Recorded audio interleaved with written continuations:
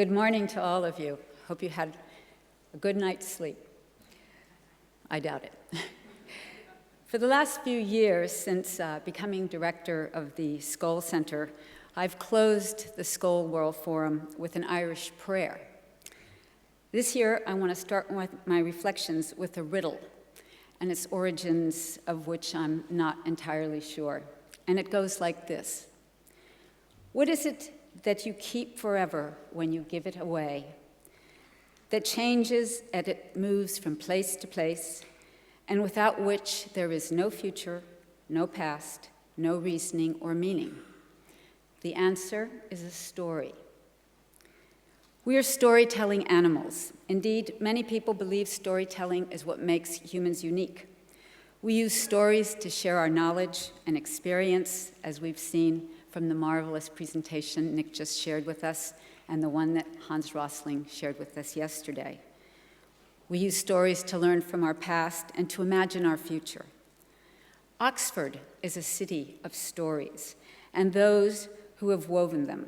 Cornmarket Street, which I'm sure you know well, in the city center, was the setting for the Crown Tavern, where a young actor named Will Shakespeare grew rather too fond of his landlady. Sir Walter Raleigh learned his Latin at Oriel College, and the poet Gerard Manley Hopkins learned about beauty in Oxford's magnificent Baroque church. Oscar Wilde amused and amazed his examiners in the examinations room where we will go tomorrow. And it was in Oxford one winter night at 2 a.m. where J.R.R. Tolkien converted C.S. Lewis to Christianity. Oxford is the home of A.A. Milne, whose characters, including Winnie the Pooh, Tigger, Piglet, and Eeyore, still live with me today, as does Kenneth Grahame's story of Mr. Toad and his wild ride in The Wind in the Willows. And while I haven't followed Alice down the rabbit hole, I have followed her into Christ Church and into the dining hall, which much later became a film set for J.K. Rowling's Harry Potter. Oxford's associations spill beyond literature and history and legend. For more than 1,000 years, the city has played a central role in England's history as a home and inspiration to kings and politicians, saints and bishops, artists and academics, inventors and industrialists whose stories have helped shape our world. Having been part of Oxford community for 3 years, I often wonder what story will be told in 2812 about our current time, when the University of Oxford will double its current 800-year-old existence. I wonder what that story will say about this period of unparalleled difficulty for our planet and for the people it hosts. How will it capture our mood of foreboding that deep and complex forces are rapidly and dramatically reshaping the world as we know it? How will the story describe the new global landscape now surfacing and the national and global institutional arrangements now emerging to replace those that are proving to be inadequate to deal with the deepest problems we confront? Currently, we are living in a Humpty Dumpty world, where a good many of the king's horses and the king's men are scrambling to put Humpty back together again, while a growing movement of men and women with imagination, commitment, persistence, and strong ethical fiber, people such as those of you all seated in this room gathered at the Skoll World Forum, are working furiously to ensure that Humpty Dumpty's model is transformed and replaced with pathways that achieve economic and social justice and arrest the destruction of our planet. We are in an interesting new phase of new thinking and experimentation, and we must seize this hugely important opportunity. Like most of you here, I am an optimist. I cannot imagine that our story will not have a happy ending, even while at times a happy ending seems to be just a pipe dream. Let's just review the stories that grabbed our attention last year, 2011. The year started with natural disasters, including the earthquake off Japan that caused the tsunamis and nuclear disaster. In August, Hurricane Irene ripped through the Caribbean and along the east coast of the US, and with it, the storm system came the floods responsible for the deadliest US tornado since 1936.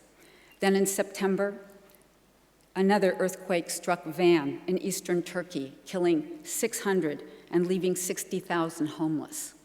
And no one turning on CNN or Al Jazeera or the BBC could escape the scenes of the monsoons that raged across Asia between June and November, killing untold thousands in Pakistan, Burma, Thailand, Laos, and Cambodia. Typhoons battered the Philippines, and Indonesia and a few in Asia, including China, escaped the deluge crisis of this past year. Moving right on to the global financial crisis, this assumed an urgent momentum last year. The stock market recovery of the late 2010 and early 2011 was ephemeral, as many expected. The financial crisis took a definitive step as world markets plunged and as the sovereign debt crisis spread from peripheral states into the heart of Europe. The US lost its AAA rating for the first time in history.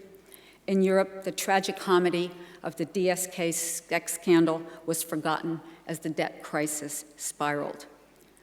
As Greece, Ireland, Italy, and Portugal, and Spain, and others have struggled to implement the austerity measures needed to refinance their debt, the grand European project has teetered.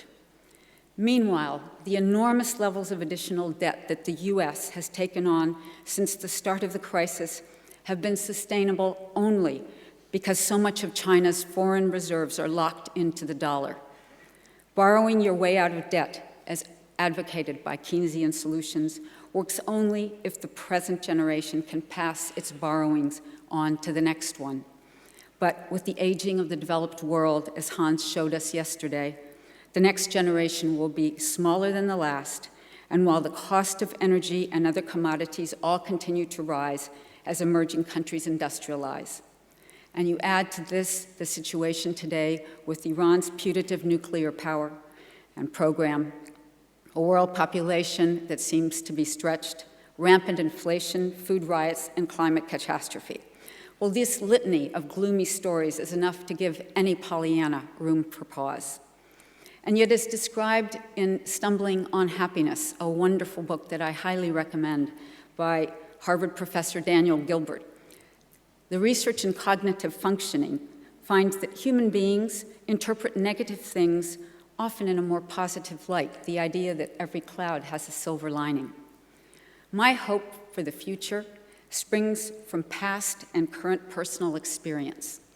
I was a university student in the 60s, in the late 60s, I might add, early 70s, when ordinary citizens constituted the core of the anti-war movement and the civil rights movement.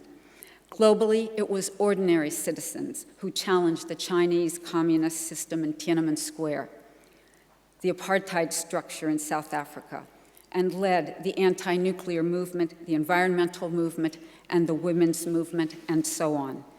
This past year, we've seen citizens' movements rise to new heights in shaking the status quo, as Soraya so vividly described yesterday in her story. They were propelled by the newest technologies, connecting them to one another and around the world. So we saw people last year, primarily young people, take to the streets. The deeply democratic nature of the uprisings caught mainstream media and all of us by surprise, as youth in Middle East and North Africa rose up to demand freedom of expression and opportunities. Starting in Tunisia, the spark spread to Algeria, Egypt, Saudi Arabia, Syria, Libya, toppling long-entrenched tyrants. The movement spread to Europe, where tens of thousands marched to express their frustration with the lack of employment, of opportunities, and of politicians who didn't seem to care. From Los Indignados, or the outraged in Spain, to Greece, and then to the USA with the Occupy Wall Street movement, and to the UK, where the crowds gathered in St. Paul's Square. More recently, thousands in Moscow have taken on Putin's regime, demanding the same things as protesters worldwide, a systemic change that will provide greater dignity, transparency, participation, and access to opportunities.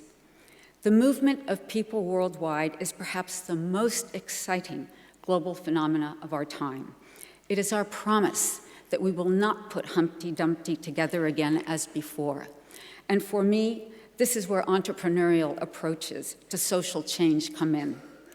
These new approaches are the harbingers of the types of organizational and business models that our compartmentalized world so desperately needs in order to integrate where we make our money and where we do good. Tear down those firewalls between our personal and professional lives and reap the true value we should all be making to the world. In sum, I'm optimistic for many reasons, but mainly because for most of my life, I've hung out with creative and positive people who, regardless of their backgrounds and their resources, managed to punch way above their weight. So when one is surrounded by men and women with a can-do attitude and infectious energy and an ability to see opportunities for innovation and transformation at every turn, it's pretty hard to be gloomy about the state of the world because entrepreneurship of that sort is highly contagious. I now work primarily with university and graduate students. They are full of hope that they will find careers where they can contribute their business savvy and other talents to improve human welfare. They don't want to wait until they're 50 years old to give back. Some are entrepreneurs themselves, while others, like young adults everywhere, seek to contribute their endeavors to endeavors that are fundamentally innovative, philosophically positive, and morally compelling. So how do we rewire our systems, our practices, and our mindsets so our story reflects a greater convergence rather than fragmentation of effort? That, for me, is the great challenge before us, no matter where our life journey takes us.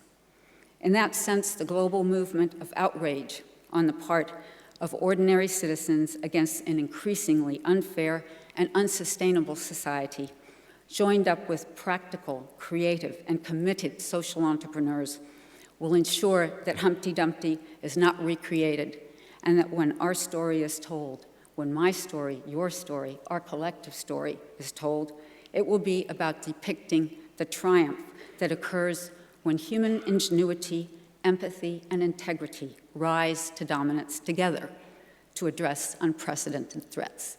Thank you very much.